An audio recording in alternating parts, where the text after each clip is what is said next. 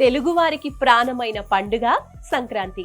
రంగురంగుల రంగవల్లుల సందడి, గొబ్బెమ్మల కళ, భోగిమంటల వెచ్చదనం, పతంగుల రంగుల పోటీ, కోడి ఎడ్ల పందాల ఉత్సవం, పిండి వంటల రుచులు, ఆటపాటల ఆనందం, హరిదాసుల సంకీర్తనలు, బసవన్నల నాట్యాలు, పాడి పంటల సంపద.